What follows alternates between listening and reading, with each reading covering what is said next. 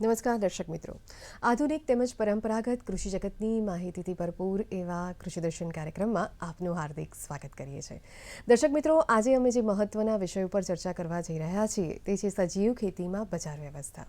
દર્શક મિત્રો, કૃષિ ક્ષેત્રે હરિયાળી ક્રાંતિ બાદ કૃષિ વિકાસના ક્ષેત્રે ભારત દેશ સ્વાવલંબિત તો બન્યો, પરંતુ વધતા જતા રાસાયણિક ખાતરો અને જંતુનાશક દવાઓના ઉપયોગ થવાને લીધે આરોગ્ય ઉપર કેટલીક આડઅસરો પણ વર્તાવા લાગી. તેમજ હાલની તેમજ ભવિષ્યની પેઢી માટે આરોગ્યની સુખાકારી જળવાય તે માટે સજીવ ખેતીની એક તાતી જરૂરિયાત ઉદ્ભવી છે. તે અંતર્ગત અમે ડીડી ગિરનારના સ્ટુડિયોમાં અને કૃષિ દર્શન કાર્યક્રમમાં આમંત્રિત કર્યા છે હિમાબેન એચ ઠાકરને. તેઓ મદદનીશ ખેતી નિયામક તરીકે એગ્રો તાલીમ અને મુલાકાત શાખા ગાંધીનગર ખાતે ફરજ બજાવે છે. તો આવો આજના વિષયના સંદર્ભમાં તેમની પાસેથી વિશેષ માહિતી મેળવીએ. નમસ્કાર હિમાબેન, ડીડી ગિરનારના સ્ટુડિયો અને કૃષિ દર્શન કાર્યક્રમમાં આપનું હાર્દિક સ્વાગત કરીએ છીએ. આજના વિષય ખેડૂત મિત્રો માટે અને લોકો માટે ખૂબ મહત્વનો ગણી શકાય, સજીવ ખેતીમાં બજાર વ્યવસ્થા. તો સૌથી પહેલાં એક નિષ્ણાત તરીકે શું કહેશો કે સજીવ ખેતીની અપનાવવાની જરૂરિયાત કેમ ઉદ્ભવી? એક નિષ્ણાત તરીકે આપનું શું મંતવ્ય છે? આપણે હરિયાળી ક્રાંતિ બાદ જે અન્નની આપણી પાસે તંગી હતી આઝાદી પછી, એ હરિયાળી ક્રાંતિથી આપણે સેલ્ફ સફિશિયન્સી તો લાવી શક્યા અનાજના પ્રોડક્શનમાં, પણ સાથે સાથે જે વિદેશમાંથી આયાત કરવી હતી એ પણ અટકાવી શક્યા. અને એટલા બધા આપણો અત્યારે સ્ટોક બી ખૂબ સરસ વધી ગયો છે અનાજનો. સાથે સાથે આપણે નિકાસ પણ કરતા થયા, પણ એની સાથે આપણે રાસાયણિક ખાતરો, જંતુનાશક દવાઓનો ખૂબ વધારે બહોળા પ્રમાણમાં વપરાશ કરતા થયા. સાચું કહું છું ને ખેડૂત મિત્રો, કે જે ભલામણ હતી એના કરતાં પણ આપણે વધારે રેકમેન્ડેશન કરતાં પણ વધારે ડોઝથી પ્રોડક્શન વધારવા માટે યુઝ કર્યો, અને જેના લીધે આપણા સ્વાસ્થ્ય પર ખૂબ જ ગંભીર અસરો જોવા મળે છે. તો એ અસરોને નિવારવા માટે આપણે અત્યારે સજીવ ખેતી તરફ વળવું એ ખૂબ જરૂરિયાત બની ગઈ છે. અત્યારની વર્તમાન પેઢીની જરૂરિયાતો સંતોષવા સાથે સાથે ભવિષ્યની પેઢીને જરૂરિયાતોને સંતોષવા અને એને સારું ભવિષ્ય આપવા માટે સજીવ ખેતી એ હાલના સમયની ખૂબ જ મોટી જરૂરિયાત છે. ખૂબ સરસ આપે મહત્વની માહિતી આપી અમારા દર્શક મિત્રોને. તો હવે જેવી રીતે સજીવ ખેતીની જરૂરિયાત કેમ ઉદ્ભવી તે વિશે પણ આપે જણાવ્યું, પરંતુ આ સજીવ ખેતી અપનાવવા માટેનો મુખ્ય ઉદ્દેશ શું કહી શકાય તે વિશે શું કહેશો આપ? સજીવ ખેતીનો મુખ્ય ઉદ્દેશ જમીન, હવા, પાણી અને જેવા અનેક કુદરતી સ્ત્રોતોનું પ્રદૂષણ ઘટાડવું અને એની જાળવણી કરવાનું છે. સાથે સાથે પૃથ્વી પર નભતા માનવ અને બીજા અસંખ્ય જીવોનું સંવર્ધન કરવું, એમને સુરક્ષિત રાખવા એ પણ છે. ખેડૂતો ખેતરમાં પોતાના જ ઇનપુટ્સ, પોતાની જ જે ખેતરમાં ઉત્પન્ન થાય છે એ જ વસ્તુઓનો ઉપયોગ કરીને ખેતીનો ખર્ચ ઘટાડી અને ખેતીની આવક વધારી અને સદ્ધર અને મહત્વાકાંક્ષી બને, એક સજીવ ખેતીનો મુખ્ય ઉદ્દેશ છે. એટલે એવું કહેવાય કે પ્રકૃતિનું પણ જોખમાયની અને લોકોનું સ્વાસ્થ્યની સુખાકારી પણ જળવાઈ રહે તે માટે સજીવ ખેતી અપનાવવી ખૂબ જરૂરી છે. ભવિષ્યની પેઢી માટે પણ ખૂબ સારી છે. અચ્છા, હવે વધુ આગળ વાત કરીએ કે જે ખેડૂત મિત્રો સજીવ ખેતી અપનાવતા નથી, કે તે લોકો રાસાયણિક ખાતરો કે થકી કૃષિ પેદાશોનું ઉત્પાદન કરે છે, તો તે લોકોને સમજાવવું હોય કે સજીવ ખેતી અપનાવવાથી કયા કયા ફાયદા થઈ શકે, તો તે વિશે વિસ્તારપૂર્વક શું માહિતી આપશો? જી, સજીવ ખેતીથી સૌપ્રથમ જોઈએ તો જમીનની ભૌતિક, રાસાયણિક અને જૈવિક સ્થિતિ સુધરે છે. જમીનની ફળદ્રુપતા અને ઉત્પાદકતામાં ઉત્તરોત્તર વધારો થાય છે. સાથે સાથ જમીનનો જે ભેજ સંગ્રહ કરવાની શક્તિ છે એ વધે છે. જમીનમાંથી પાણી વહી જતું અટકે છે, જેથી જમીનનું ધોવાણ અને અલ્ટિમેટલી જમીનનું સ્ટ્રક્ચર જે છે, ટેક્સચર જે છે એ સુધરે છે. આવી જમીનમાં ખેડ પણ સારી થઈ શકે છે. સાથે સાથે પાકોને અનુકૂળ સ્થિતિ ઊભી થાય છે, જેથી રોગ જીવાતની પ્રતિકારકતા જે છે પાકમાં એ પણ વધે છે. ક્ષારવાળી જમીન છે એમાં પણ સજીવ ખેતીથી ખૂબ સારા પરિણામો લઈ શકાય છે. ખેતી ખર્ચ ઘટાડી શકાય છે. ખાસ કોઈ ખેતી ખર્ચની જરૂર પડતી નથી. ખેત સામગ્રીની જરૂરિયાત ઘટાડી અને આપણે સ્વનિર્ભર ખેતી તરફ આગળ વધી શકીએ છીએ. સાથે સાથે જમીનના જે અસંખ્ય નાના નાના જીવાણુઓ છે, જેવા કે અળસિયા વગેરે ની સંખ્યામાં પણ ખૂબ વધારો કરી શકાય છે, કેમ કે આપણે એમાં જમીનમાં કોઈ રાસાયણિક ખાતરો કે દવાઓ નથી નાખતા. પ્લસ એમાં આપણે જે મિત્ર કીટકો છે, જેવી રીતે દાળિયા છે, ક્રાયસોપા છે, એ બધાની પણ સંખ્યામાં ખૂબ વધારો કરી શકીએ છીએ, જેથી કુદરતી રીતે જ ચૂસ્યા પ્રકારની જીવાતોનું નિયંત્રણ થઈ શકે છે. આ ઉપરાંત સજીવ ખેતીથી ઉત્પાદિત થયેલો જે પાક છે એ ઝેરી રસાયણો મુક્ત હોય એની બજારમાં અને વિદેશમાં નિકાસની ખૂબ ઉમદા અને ઊંચી તકો પણ રહેલી છે. દર્શક મિત્રો, હિમાબેન ખૂબ સરસ મહત્વની માહિતી સજીવ ખેતીમાં બજાર વ્યવસ્થા અંતર્ગત આપી રહ્યા છે, પરંતુ અત્યારે સમય થયો છે નાનકડા વિરામનો. વિરામ બાદ ફરી પાછા મળીએ.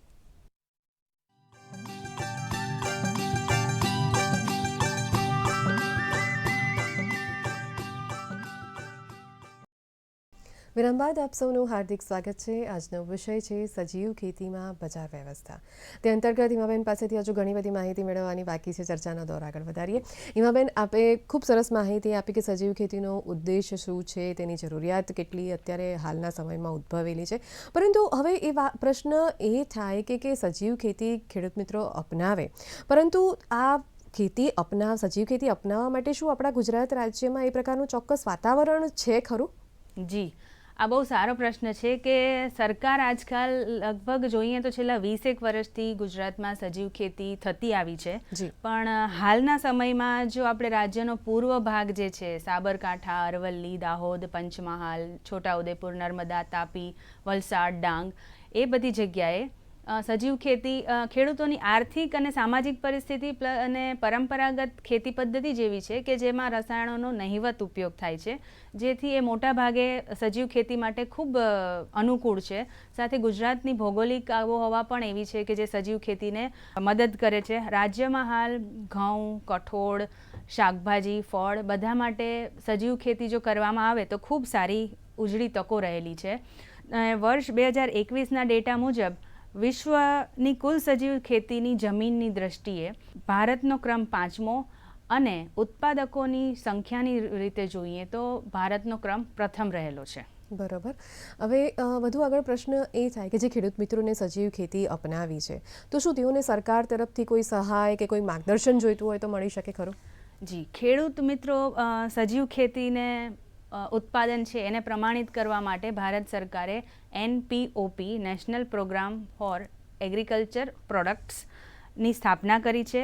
સાથે એના માટે જ સજીવ ખેતીના જે ઉત્પાદન છે એને પ્રમાણિત કરવાનો એક લોગો ઇન્ડિયા ઓર્ગેનિક પણ બહાર પાડ્યો છે.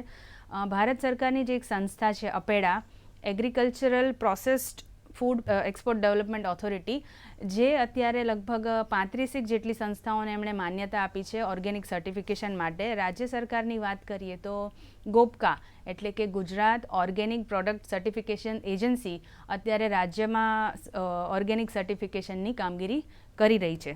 સાથે ગુજરાત સરકાર દ્વારા 2015ના વર્ષમાં રાજ્યની સેન્દ્રિય ખેતી નીતિની અમલમાં મૂકવામાં આવી, જે અંતર્ગત રાજ્યના ખેડૂતોને અલગ અલગ સહાય યોજનાઓ આપવામાં આવે છે, જેમાં સર્ટિફિકેશન માટેની સહાય, પછી નિદર્શન આપવામાં આવે છે, તાલીમ આપવામાં આવે છે, રેસિડ્યુ ટેસ્ટિંગ માટેની સહાય આપવામાં આવે છે, વર્મી કમ્પોસ્ટ યુનિટ ઊભું કરવા માટેની સહાય, આવી અલગ અલગ સહાય આપવામાં આવે છે.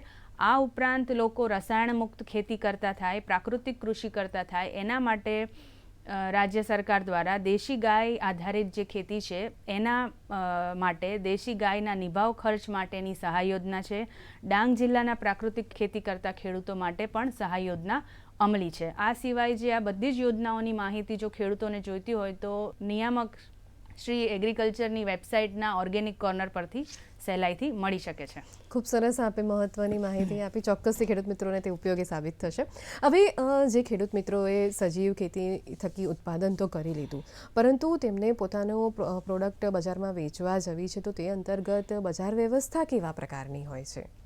આ પ્રશ્નના જવાબમાં હું કહું તો જો સીધું ખેડૂત અને ગ્રાહક સંકળાયેલા હોય એવી બહુ બધી સંભાવનાઓ સજીવ ખેતીના માર્કેટમાં રહેલી છે.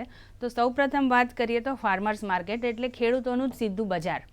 હવે હૈદરાબાદના આંધ્રપ્રદેશમાં રાયતુ બજાર અને ITC ચોપાલ ખેડૂતોએ અપનાવેલ છે. પંજાબમાં અપની મંડી ખેડૂતો દ્વારા અપનાવવામાં આવ્યું છે. એ બજારમાં ખેડૂતો સીધા જ એક જગ્યાએ ભેગા થાય છે, બજાર ઊભું કરે છે ને ત્યાં ગ્રાહક સીધું જઈને ખરીદી શકે છે, જેથી ખેડૂતોને પણ ઊંચા ભાવે પેદાશો વેચી શકે છે. વચેટિયાઓનો કોઈ માર્જિનનો ભય રહેતો નથી અને ગ્રાહકોને પણ વ્યાજબી ભાવે સારી વસ્તુ સીધી ખેડૂતો પાસેથી મળી રહે છે. એટલે એવું કહી શકાય કે ખેડૂત મિત્રો જૂથબંધી કરીને પણ બજાર વ્યવસ્થાપન કરી શકે, તેઓ પોતે જાતે પણ કરી શકે. જી, આ જ એક નવતર પ્રયોગ હમણાં ગાંધીનગર જિલ્લા પંચાયત ખાતે શરૂ કરવામાં આવ્યો છે, જેમાં દર શુક્રવારે જિલ્લા પંચાયત ગાંધીનગરની બહાર પ્રાકૃતિક ખેતીથી પકવેલ પેદાશોનું ખેડૂતો વેચાણ કરે છે સીધું, અને ગ્રાહકો ત્યાં આવીને સીધું જ એનું ખરીદી કરી શકે. તો આ જ રીતની આપણે વ્યવસ્થા ગુજરાતના બધા જ મોટા શહેરો છે, જેવા કે અમદાવાદ, ગાંધીનગર, બરોડા, સુરત, બધી જગ્યાએ કરીએ તો ખેડૂતોને અને ગ્રાહકોને બંનેને ફાયદો મળી શકે. ખૂબ સરસ મહત્ત્વની માહિતી આપી. ખેડૂત મિત્રો માટે પણ ચોક્કસથી ઉપયોગી સાબિત થશે. અને જેવી રીતે આપે જણાવ્યું કે ખેડૂત મિત્રો જૂથબંધી કરીને પણ પોતાની પ્રોડક્ટ બજારમાં વેચી શકે છે, પરંતુ આ સિવાયની પણ કોઈ અન્ય વ્યવસ્થા છે ખરી? જી બિલકુલ. આ સિવાયની જો વ્યવસ્થાની વાત કરીએ તો યુપિક માર્કેટ કહી શકાય. યુપિક માર્કેટ એક એવો નવતર અભિગમ છે કે જેમાં આપણે ગ્રાહકો ખેડૂતના ખેતર પર જઈ, ફાર્મ પર જઈને સીધા જ ત્યાં તાજા શાકભાજીને ફળ તોડી શકે છે, ત્યાંથી જ વજન કરીને ઘરે લઈ આવી શકે છે. ગાંધીનગર અને મહેસાણાની આજુબાજુ આવા ખેતરો છે કે જે રોડની નજીક છે અથવા તો મોટા શહેરોની નજીક છે, ત્યાં આ પ્રયોગ બહુ સફળ રહ્યો છે, જેમાં તમે જાઓ, જાતે જ ખેડૂતને કહો એ પ્રમાણે એ ખેડૂત તમને જરૂરિયાત પ્રમાણેનું શાકભાજી ફળ તોડી આપે અને તમે તમારી સામે જ સારી ક્વોલિટીનું તમને ગમતું પેદાશ લઈને આવી શકો ઘરે. ખૂબ સરસ ઉમદા કાર્ય કહી શકાય. હવે વધુ આગળ પ્રશ્ન એ થાય કે અત્યારે એક નવો કન્સેપ્ટ ચાલે છે કોન્ટ્રાક્ટ ફાર્મિંગનો. તો જે ખેડૂત મિત્રોને સમજાવવું હોય કે આ કોન્ટ્રાક્ટ ફાર્મિંગ એટલે શું અને સજીવ ખેતીમાં તેનો ઉપયોગ થઈ શકે ખરો? જી, કોન્ટ્રાક્ટ ફાર્મિંગ પણ બહુ સારો અને અત્યારનો જે કહી શકાય કે ઘણો લેટેસ્ટ એક અભિગમ છે. એમાં કંપની અને ખેડૂત બંને વચ્ચે દ્વિપક્ષીય કરાર કરવામાં આવે છે, જેને લીધે કંપનીને સમય પ્રમાણે જે જરૂરિયાત મુજબની વસ્તુ છે, જથ્થો છે, પાક છે એ મળી રહે છે, અને એ જ સમયે ખેડૂતોને પણ બજાર શોધવાની જરૂર નથી પડતી. એને પહેલેથી ખબર જ છે કે મને મારો જે પાક છે એ આ કંપની લઈ જ લેવાની છે. આમાં બજાર સમિતિ જે હોય એ મધ્યસ્થી તરીકે કાર્ય કરે છે. આ ઉપરાંત ખેડૂતોને સારી જાતનું બિયારણ અથવા તો જો કોઈ ખાતર કે જૈવિક ખાતરની જરૂરિયાત હોય એ બી કંપની પૂરી પાડે છે. સાથે સાથે જો એડવાન્સ પેમેન્ટ કોઈ ખેડૂતને જરૂરિયાત હોય તો એ બી શરતોને આધીન કંપની દ્વારા પૂરું પાડવામાં આવે છે. તો કોન્ટ્રાક્ટ ફાર્મિંગથી ખેડૂતોને ખૂબ ફાયદો થઈ શકે એવું છે. એટલે આ કોન્ટ્રાક્ટ ફાર્મિંગ થકી ખેડૂત મિત્રોએ વિવિધ કંપનીઓનો એપ્રોચ કરવો હોય તો તે અંગેની થોડીક વિસ્તારપૂર્વક માહિતી જોઈતી હોય તો તેઓને ક્યાંથી મળી શકે? એ પણ તમે એગ્રીકલ્ચર ડાયરેક્ટર ઓફ એગ્રીકલ્ચરની વેબસાઇટ પરથી અથવા તો ગુજરાત એગ્રો ઇન્ડસ્ટ્રીઝ કોર્પોરેશનની વેબસાઇટ પરથી મેળવી શકો છો. બરાબર. અચ્છા, હવે જે ફાર્મર્સ પ્રોડ્યુસર ઓર્ગેનાઇઝેશન બનાવીને પણ ખેડૂત મિત્રો પોતાની સજીવ ખેતીની પ્રોડક્ટો વેચી શકે છે, તો તે કેવી રીતે કામ કરતું હોય છે? અત્યારે એફપીઓ એટલે કે જે ખેડૂત ઉત્પાદન સંગઠન એ ખૂબ જ નવીન અભિગમ છે. અત્યારે ભારત સરકાર પણ ખૂબ જ પ્રમોટ કરી રહી છે એફપીઓ બનાવવાના કાર્યને. તો એ વિશે વાત કરું તો આપણા ભારતમાં કેવું છે કે નાના અને મધ્યમ કક્ષાના માર્જિનલ ફાર્મરની સંખ્યા વધારે છે. બરાબર. તો એના માટે કે જો બધા નાનો ખેડૂત કોઈ દૂરની માર્કેટમાં, દૂરના બજારમાં જઈને પોતાની પેદાશો નહીં વેચી શકે, તો એના બદલે જો એફપીઓ બનાવીને ખેડૂતો સંગઠન બનાવીને પોતાની માલને એકસાથે ઉત્પાદન કરે, સાથે એનું પરિવહન, સાથે એનું માર્કેટિંગ જો બધા ભેગા થઈને કરી શકે, એઝ અ એફપીઓ એ લોકો પોતાની એક બ્રાન્ડ ઊભી કરી શકે ઓર્ગેનિક પ્રોડક્ટ માટેની, તો એ ખૂબ જ નફાકારક થઈ શકે છે. પ્લસ ખેડૂતે જેટલા પોતાના જથ્થાના ભાગે એણે ઉત્પાદન કર્યું છે એ જ ભાગનો એને નફો પણ મળી શકે છે. ઓર્ગેનિક પેદાશનો જથ્થો પણ મોટો ઉત્પન્ન થતો હોય તો એ લોકો ભેગા મળી એફપીઓ થ્રુ મૂલ્યવર્ધન પણ કરી શકે છે. સાથે સાથે ઓઇલ મિલ કે પલ્સ મિલ શરૂ કરીને ગામમાં એ કોઈ લઘુ વેપાર પણ ઊભો કરીને રોજગારીની તકો પણ મેળવી શકે છે ગામમાં. બરાબર. એટલે કે ફાર્મર્સ પ્રોડ્યુસર ઓર્ગેનાઇઝેશનના ઘણા બધા ફાયદા રહેલા છે. દર્શક મિત્રો, હેમાબેન ખૂબ સરસ મહત્વની માહિતી આપી રહ્યા છે. હજુ તેમની પાસેથી હજુ બીજી ઘણી બધી માહિતી મેળવવાની બાકી છે, પરંતુ અત્યારે સમય થયો છે વધુ એક નાનકડા વિરામ બાદ ફરી પાછા મળીએ.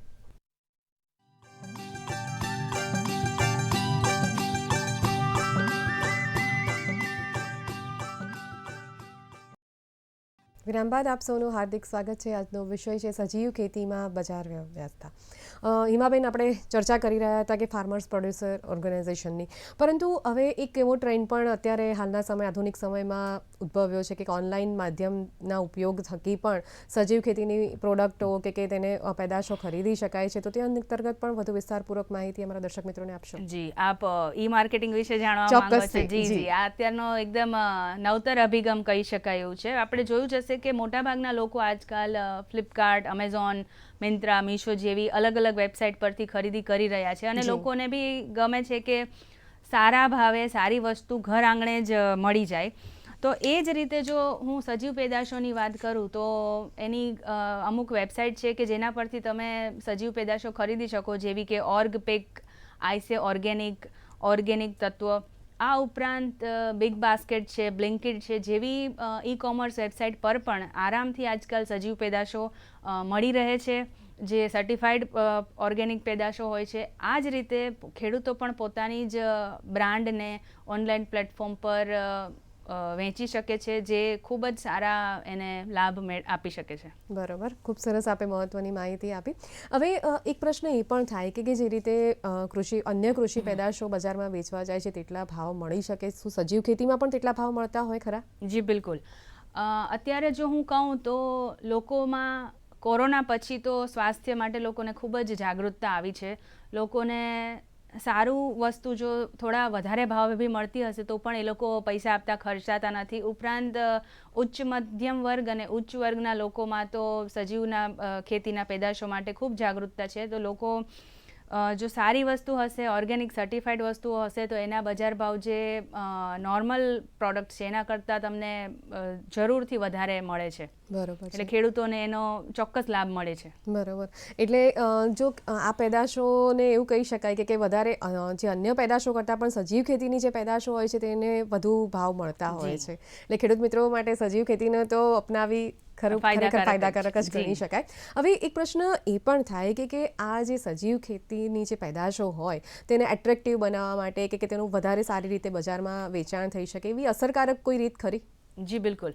હવે મુખ્યત્વે સજીવ ખેતીના પ્રોડક્ટ્સને અસરકારક બનાવવા માટે જે પરિબળો ધ્યાનમાં રાખવા જોઈએ તો એમાં છે ગ્રેડિંગ, પેકેજિંગ, પરિવહન અને માર્કેટિંગ ચેનલ. હવે એમાં આપણે જો એક એક વસ્તુની વિગતવાર માહિતી મેળવીએ તો ગ્રેડિંગ એટલે કે જે અલગ અલગ ગ્રેડ વાઇઝ છે કે જે સારો માલ છે એને અલગ અલગ રીતે સોર્ટિંગ કરી અને ગ્રેડિંગ કરવું અને એનું અલગ રીતે પેકેજિંગ કરવું. સરખી રીતે સાફ કરીને સરખી રીતે અલગથી જે રીતે જે જરૂરિયાત છે ગ્રાહકની એ પ્રમાણે એના સાઇઝમાં એનું પેકેજિંગ કરવું. ધારો કે તમે શહેરી ગ્રાહકોને આકર્ષવા માટે જો 10 કિલોના પેકેજિંગમાં તમે લઈને જશો તમારી પ્રોડક્ટ્સ સીધી માર્કેટમાં તો તમને ત્યાં ગ્રાહક મળવા અઘરા પડશે, પણ ગ્રાહકોની જરૂરિયાત પ્રમાણે જાણે કે કિલોના પેકિંગ તમે બનાવો તો એ પહેલેથી જ તમે બનાવીને જો લઈ જશો તો એ તમારી વેચાણમાં સારું તમને ફાયદો આપી શકશે. માલની ગુણવત્તા પ્રમાણે એનું વર્ગીકરણ અને ગ્રેડ આપીને વેચાણ કરવાથી પણ સારો ફાયદો થઈ શકે. કોઈ પણ બજારમાં માલ વેચતા પહેલાં બજારના ભાવની માહિતી મેળવી લેવી ખૂબ સારી છે કે કઈ બજારમાં એનો કઈ વસ્તુનો વધારે ભાવ ચાલે છે, તો એ જગ્યાએ વેચાણ કરવામાં આવે તો ખેડૂતોને ચોક્કસ વધારે ભાવ મળી શકે. આ ઉપરાંત કહી શકું હું કે જો સાથે એક જ ખેડૂતની પાસે સોદા શક્તિની કે એવી શક્તિ ના હોય તો એ ભેગા મળીને અથવા તો સહકારી મંડળી બનાવીને પોતાના પેદાશોનું વેચાણ કરી શકે છે. બરોબર, ખૂબ સરસ આપે મહત્વની માહિતી આપી. હવે એક પ્રશ્ન એ પણ થાય કે વિવિધ કૃષિ પેદાશોનું અત્યારે નિકાસ થઈ રહી છે. આપણો ભારત દેશ પણ કૃષિ ક્ષેત્રે સ્વાવલંબિત બન્યો છે, હરિયાળી ક્રાંતિ પણ સર્જાઈ, પરંતુ શું આ સજીવ ખેતીની પેદાશોની નિકાસ થઈ શકે ખરી? અને એની લોંગ ટાઈમ સુધીની ડ્યુરેબિલિટી હોય છે ખરી? સચવાઈ શકે ખરા લાંબા સમય સુધી? જી બિલકુલ. જો સરખી રીતે ગ્રેડિંગ, પેકેજિંગ અને સ્ટોરેજ થયો હોય તો આપણે ચોક્કસ સજીવ ખેતીના પેદાશોની પણ નિકાસ કરી શકીએ. નિકાસની ખૂબ ઉજળી તકો છે ખેડૂતો માટે. જો ગુજરાતમાંથી જ હું વાત કરું તો ગુજરાતના થતા મુખ્ય પાકોમાં મગફળી, એમાં પણ hand picked and selected grains છે, એની નિકાસ ખૂબ થાય છે. આ ઉપરાંત તેલ અને ખોળની નિકાસ થાય છે. પછી શેરડીની વાત કરીએ તો ખાંડ અને ગોળની નિકાસ થાય છે. આ ઉપરાંત ફળોની વાત કરીએ તો કેરી, કેળા, ચીકુ, જામફળના પલ્પની નિકાસ ખૂબ થાય છે. કેરીની તો એઝ અ હોલ ફ્રૂટ પણ નિકાસ થાય છે. સાથે શાકભાજીની વાત કરું તો લીલા શાકભાજી એને લીલા ફોર્મમાં સાથે સાથે ફ્રોઝન રીતે પણ નિકાસ થાય છે. સાથે બટેટા, ડુંગળીનો પાવડર, લસણનો પાવડર અને ચિપ્સ બટેટાની એ બધી જ રીતે નિકાસ થાય છે. અને હજી પણ જો યુરોપિયન યુનિયન અને ખાડી દેશોની જે ક્વોલિટીના સ્ટાન્ડર્ડ પ્રમાણે જો આપણે ઓર્ગેનિક પેદાશોનું ઉત્પાદન કરીએ તો નિકાસની ખૂબ ઉજળી તકો રહેલી છે ખેડૂતો માટે. બરાબર, ખૂબ સરસ મહત્વની માહિતી ખેડૂત મિત્રો માટે સાબિત થશે.